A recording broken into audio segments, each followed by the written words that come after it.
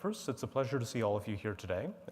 Today I'm going to be speaking with you about a topic just a little bit different from some of the things you might have been hearing about. And there's been a lot of excitement about things like LLMs, other applications, AI safety, some really great talks from the speakers just before.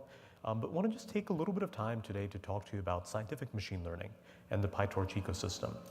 So a little bit of background about myself. A lot of the work I'm going to be talking to you about is work starting from my PhD and that our community has kind of continued in about the 10 years since. So there's been a lot of papers we've written about it, a lot of different, couple of books. So there's a lot of academic research that's backing the work I'm going to share today. And to give you just a quick roadmap, I want to start out by giving you an introduction to DeepChem. So DeepChem is a scientific machine learning framework that that our community develops. We're an open source group. We've been around for 10 years now at this point. So since many of you may or may not be familiar with DeepChem, give you a brief introduction to Chem. Pardon me.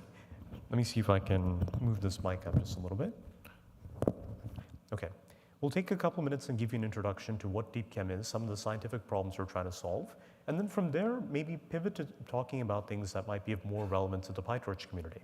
I think we've run into some unique challenges dealing with deep learning framework development that I'll share with you all. Also, we'll say a little bit at the end about trends we're seeing in scientific machine learning and how we think we can more effectively partner with the broader PyTorch community and share some lessons back as we've kind of been benefiting from the community at large.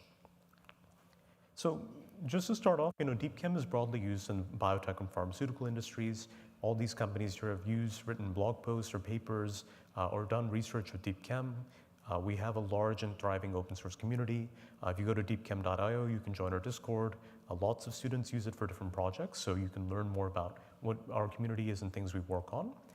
Scientifically, I think one of the first things that really put us on the map was we gathered a collection of data sets called MoleculeNet. So this is around 2016 or so. Molecular machine learning as a field, that is machine learning on molecular structures, was just getting started. We provided one of the first benchmark data sets that helped catalyze a lot of the work in the field, and we integrated it into a Python package that we put up and called DeepChem. So this was really the start of the community. A lot of people used it for different benchmarking purposes. We also tied with basic machine learning tools for performing molecular machine learning. For any of you who are chemists in the audience, this is going to be very old hat stuff, but for those of you who are not, a molecular structure, like a small molecule in particular, is something you might have seen in chemistry course. Any pill you've taken is a small molecule. That is, it has, say, between 10 to maybe 50 to 100 atoms. It's synthesizable by human chemists, and it can be made into a pill. This is as opposed to things like vaccines, which of course you've seen in other contexts, or antibodies, where you typically have to inject it. So any pill you've taken is a small molecule. And if you're designing a new small molecule, the first thing you want to do, if you want to use machine learning, is you need to take this molecule and turn it into a vector in some form. There's a variety of methods dating from the 70s where you basically use techniques analogous to natural language processing. It's like bag of words, but say bag of fragments. You look at local fragments in the molecule, and you turn that into a sparse bit vector. These are methods, again, dating from the 70s, like it's been around for a while. Around 2015, 2016 or so, there was a wave of interest in using graph convolutions. The idea was rather than having a deterministic mapping of a particular rule taking each molecule to a particular fingerprint, what if you could learn that fingerprint, have a learned fingerprint? So this idea found a lot of interest, and I think another one of the things that got the DeepChem community started is we had one of the first, I think, quality graph convolutional implementations that was put out there in open source. So again, people started using our graph convolutions, people started using our benchmarking tools, and from there kind of the community catalyzed and grew. So with that little bit of background about some of the problems we care about, designing small molecule drugs, maybe now I'm going to pivot a little bit to start talking about things perhaps more relevant to the machine learning community. So DeepChem got its start at Google Brain. So I was lucky enough to intern there about, the Google Accelerated Sciences team to be precise, around 2015. At the time, this was before TensorFlow. So we wanted to try using what we called massively multitask neural networks. There was no TensorFlow, so this ended up being a giant protobuf file that was like 400 lines of very intricate protobufs. Again, disbelief, beautiful system, Had a really good time learning how to hack it, worked on it for some time, we wrote a really cool paper, but as all good things come to an end, had to leave my internship and head back to grad school at Stanford. So when I was back at grad school, I realized, wait, this paper that I was really proud of, I no longer have access to. How am I going to finish my thesis? So motivated by this very practical problem of actually graduating, I decided to put up some code on GitHub, trying to replicate the work that we'd done at Google Brain. At the time, this was even before TensorFlow 1 came out, so we used Keras and Theano. Again, Theano, great framework, it's no longer quite around, but this is the first hacked implementation we put together, and we managed to hack together a basic version of this and put it up online.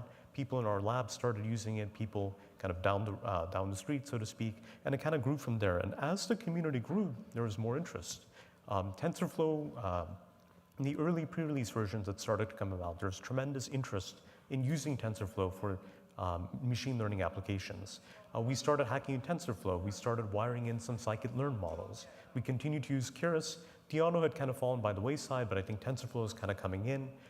And then we also hacked our own, in a terrible grad student way, our own backend framework for defining our backend, what we call TensorGraph. This is a short-lived experiment, but the community kept evolving. TensorFlow 1 came out.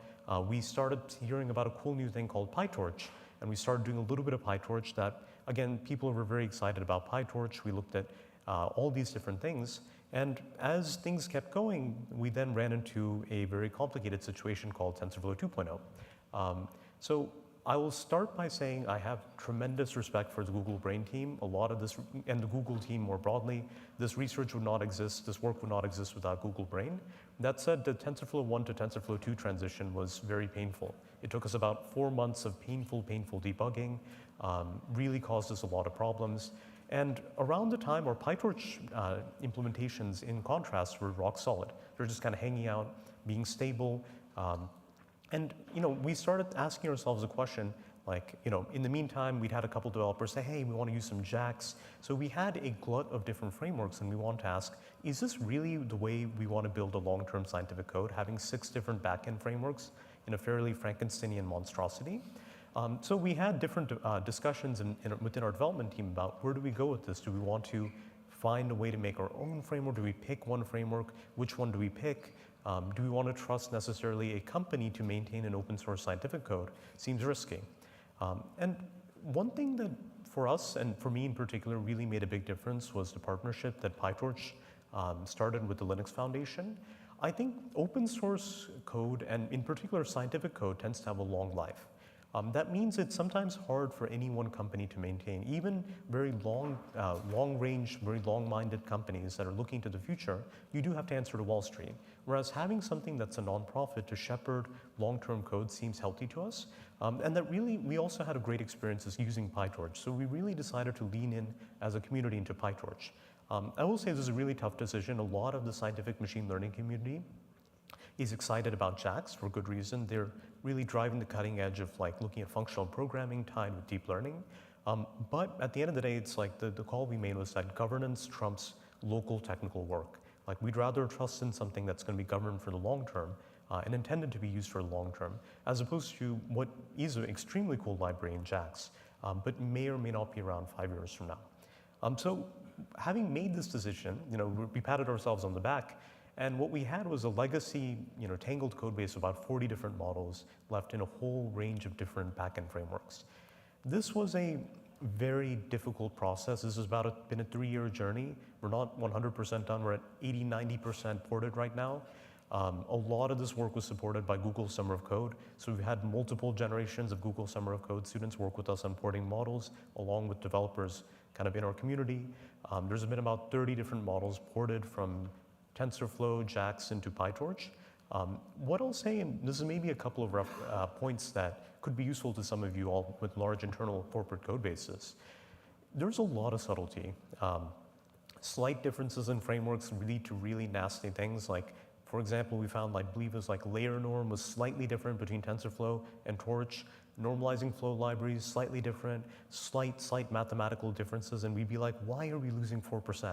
And it would take us 4 months and we'd find out, oh, actually this flag should have been set to a false instead of a true, and then it wasn't put in the docs, so we had to go read the code.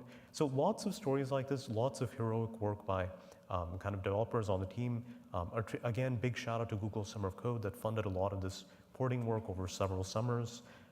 After a lot of painful work, we finally came up with a formula that I think made sense. First, you have to aim for input-output matching. What that means is our unit tests say that if you put in the same input and the same weights, every layer must output the same thing, followed by the same output at the end. Even then, this is not quite enough. We did catch one terrible thing where we passed this test, but in some when we started training the model, there's instability that happened to come about later. We're still kind of sorting out, there's one or two not bad, difficult models we're still working on, but again, we're at that 90% mark. Our hope is DeepChem 3.0, our next big release, will finally finish this porting. But again, I'm sure several of you, I see a couple nodding heads, have run into similar problems internally. Deep learning has been a radically shifting field over the last decade, I'd say. So keeping up with different code bases, and especially for scientific code where you're trying to develop something that could be around 50 years from now, it's tough. So I think that's some of the things that we've been thinking about. So now, of course, the fly in the ointment, after we made this big decision, said, we're going all in on PyTorch, going all in on scikit-learn for the non-deep learning models, we then had a number of developers come to us and say, hey, there's this new thing called Hugging Face. Really excited. So, it's one of these things, you kind of branch in, you branch out. We do have now, after a lot of work, extensive DeepChem Hugging Face bridges, mostly mediated through PyTorch. It's really hard to control innovation in this field. Things just kind of keep growing, which is great, but it also does add a lot of complexity as an open source maintainer. So that's been one of the things we've been wrestling with in the community. Again, had a few Google Summer of Code students this summer looking at DeepChem Hugging Face bridges, and we've mostly sorted that out, knock on wood, relatively cleanly. So we'll have to see how that goes. Again, this is a plot that we put in a paper out a few years ago. It's a paper called Kimberta. This is what got me excited. It was an early scaling law we saw for training chemical transformers. It was about 2020. So this kind of convinced me and the rest of the community that, hey, we're going to break the rule we just said of porting everything to PyTorch and now have this add-on wing in Hugging Face. And I think that's worked out. I think it's really helped us have science. So another takeaway rule is it's good to be disciplined, but maybe not too disciplined in scientific discovery. Sometimes you have to break a rule as you're making it. But I think the trick is to hopefully not break all the rules at the same time. And then finally, just to talk about a couple things heading up in our future. One thing that we've run into a lot, especially looking at pre-training and transformers for small molecules and drug discovery more broadly, is that you often need to have a sophisticated curriculum. What I mean by that, there's not just one pre-training rule you need. For example, our last paper on this, we ended up using 2 different pre-training rules. One was an infill, fill in the blank. You pluck out an atom or a bond from a molecule and you need to fill it in. And the other was, say, predicting basic chemical properties. Since then, there's been a whole range of different tools that have come online. There's all sorts of different things about basic chemistry you need to learn. So how do you come up with a general framework for juggling different pre-training losses and having a curriculum for training a large transformer, especially for scientific applications? So this is something we're still working on. This is kind of coming up in our next Kimberta 3 model that, knock on wood, is coming out in a couple of months. We designed a whole new framework within DeepChem for supporting a range of different loss functions. So we call it modular torch model. Again, the idea is that we're drawing on other ideas from the open source community that you can swap out different loss functions and different layers as you're training these networks. A lot of what we end up doing in scientific machine learning is not necessarily state-of-the-art by pure text standards. We're far behind, say, the big Llama 3 and things like that you've heard about elsewhere. But we have to apply it into scientific context. So there's a lot of translation that has to occur. Some of the rules we are teaching the models to learn don't really have analogs when it comes to, say, there's mutual information theoretic rules that draw on quantum mechanics. No real analog for that in standard tech. So it's that blend of what's really exciting things happening in tech with fundamental science that I think makes working on DeepChem very cool. Other couple of things I'll quickly mention. We've been doing a lot of work on quantum mechanics. One area we've been exploring is what we call differentiable density functional theory. Really exciting area. The idea is that you take an equation for basically solving density functional theory is an approach for solving Schrodinger's equation in certain systems. There's something called the exchange correlation functional, which is kind of magical and people usually used to write down by hand. DeepMind and a few labs have said, hey, what if we made that a neural net? The problem with this is that little bit that's a neural net is plugged in an iterative linear equations solution. So you need to have the ability to backpropagate through a linear equation solve. We've been adding this infrastructure, DeepChem, we've written a couple of papers on it. Turns out there's a couple of gnarly things you have to deal with in numerical stability. That's been a lot of fun. We ended up basically having to add basically a differentiable linear algebraic submodule into DeepChem that is still in development. Again, solving equations, fundamentals of science, I think it's fundamental to scientific machine learning. Really hope to see more support for this in the broader PyTorch community. I think there's a lot of applications elsewhere. And yeah, finally, just a couple of takeaway lessons from all this. Scientific machine learning, I think, is a really exciting area that has overlaps, but some key differences with the rest of machine learning. And the first thing is machine learning tends to be a rapidly moving field, whereas scientific codes, there's Fortran codes from the 50s still running in national labs. Scientific codes stick around for a long time. How do you balance the tension between something that you want to last for a long time? DeepChem's been around 10 years. I suspect this code's going to be around 20, 30 years from now, even if I'm not the one running it. How do you maintain both the novelty of the field, but also keep the stability? I think the PyTorch Linux Foundation partnership is a really great tool for that. I really hope to see more hybrid, nonprofit, tech joint stewardship, and I think that could be really exciting. And at the same time, the other thing is don't be too prescriptive about rules. We're adding in a bunch of support for transformers that breaks our rule of trying to keep everything simple. That's needed. Science keeps moving along, tech keeps moving along, and we need to have that tension between the creative tension between having new AI tools, but also keeping the fundamental science. And then finally, this is more of a niche topic, equation solving and custom pre-training for scientific applications. I think these are really fundamental ideas that'll come up elsewhere, maybe in curriculum development for a big LLM. So we think there's a lot that the broader community can learn from scientific machine learning, and maybe from us as a community as well, as we've learned from the broader PyTorch community. So with that, I think we might have a little bit of time left over for questions. So want to thank you all for listening. I think, I know it's a little bit further afield from some of the other talks in this conference, but hopefully you learned just a little bit about chemical machine learning and scientific machine learning. Thank you, everyone.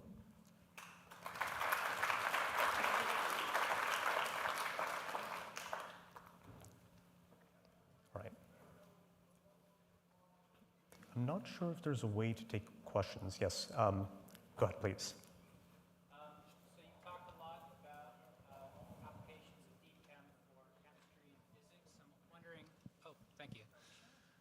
I'm wondering if you have thoughts about applicability of these tools for other areas of scientific research.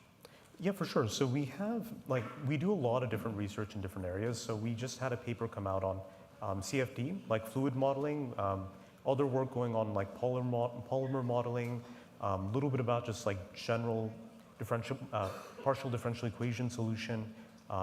Recent line of work on bioinformatics, variant calling. So there's a whole range of different scientific work. I kind of kept it short for a talk, but we do actually cover a pretty broad range of different scientific machine learning applications. But we started in chemistry, it's in the name, so that's really been close to our heart. All right. Any other questions?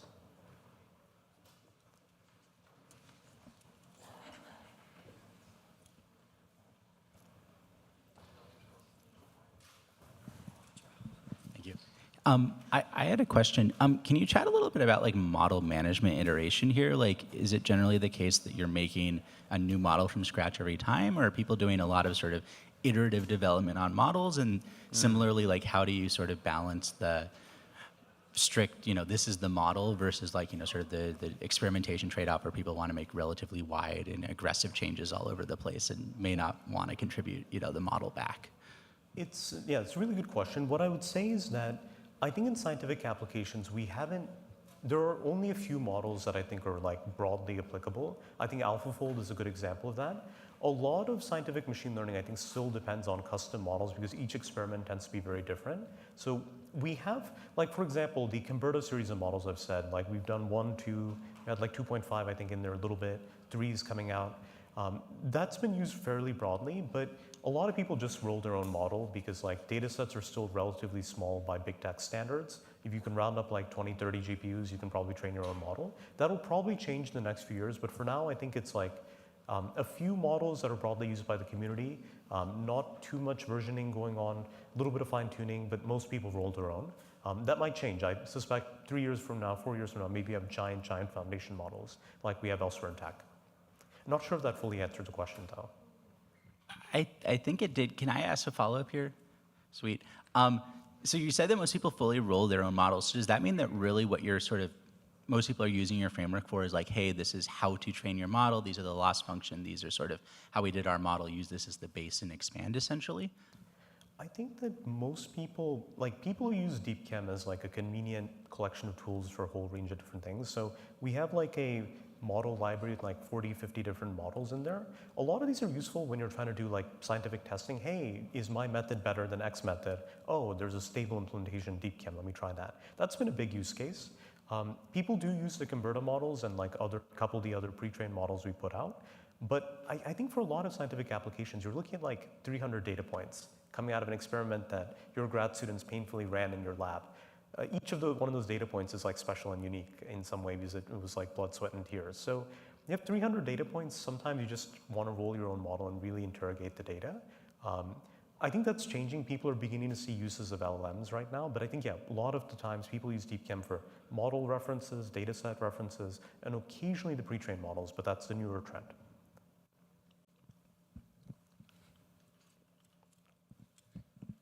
Thank you so much for your talk. I had a question about the curriculum that you mentioned and how PyTorch and Linux Foundation can help integrate the curriculum across the academia and industry. So can you give some examples of how people are developing the curriculums for AI education and machine learning? So one thing, like education is like quite near and dear to our hearts. Like we've put a lot of time into making educational materials. So we have an open source textbook. There's also an O'Reilly textbook that's also really great, but a lot of students said, hey, we can't afford that, from other countries. So we have a fully open source textbook we put together. A lot of students and universities do use this. There's a collection of Google Colab tutorials.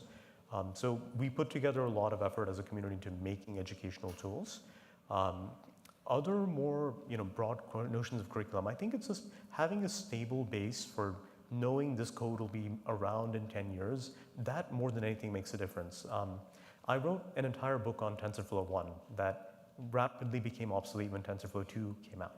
Now, the basic mathematical ideas in there are still true, but none of the code samples ran anymore. And that kind of radicalized me a little bit in that code, especially scientific code, should be able to stick around for the longer term. Like you can't keep rewriting your entire foundations every 2 years. So I think just from the Linux Foundation, helping maintain stable grounds to keep developing code so that code we write now, that 10 years from now, quantum mechanics isn't going to change. There's no need that code needs to change unless there is some radical shift in the science or new hardware. So maintaining that invariant, that I think could be where like the community and the PyTorch Foundation play a giant role. But yeah, we do a lot of education work, a lot of classes use this. People use our tutorials a lot. So that's something we definitely put a lot of thought and effort into.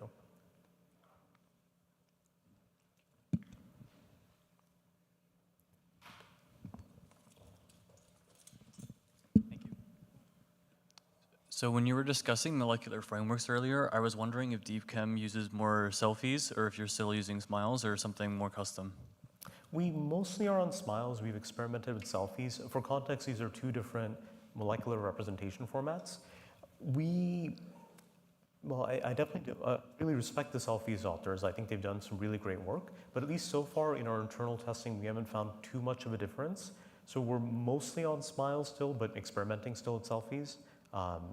We're pretty flexible. Like I think that we added a new support recently for polymer smiles because polymers have a slightly different repeating structure. So we have a whole range of different formats we support. So we're not dogmatic. Whatever people want, we're pretty open to format-wise.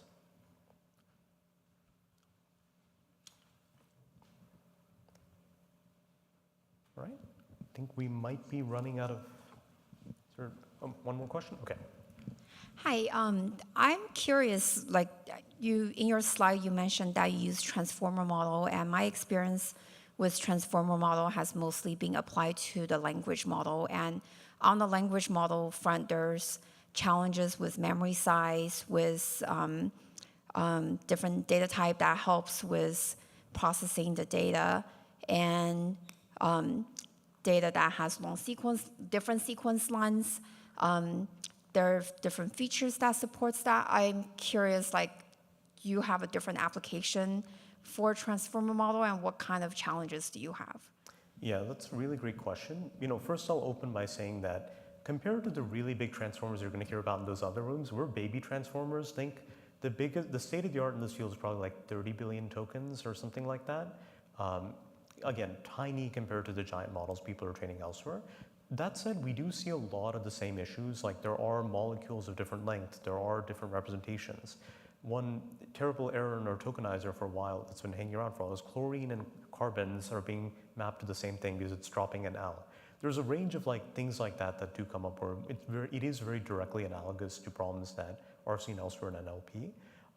I think there are some issues we deal with that are not NLP issues. Like, for example, a lot of the molecules that come in have broken valences, so that means they shouldn't exist in nature, or they should be short-lived species, but they're in the database somehow.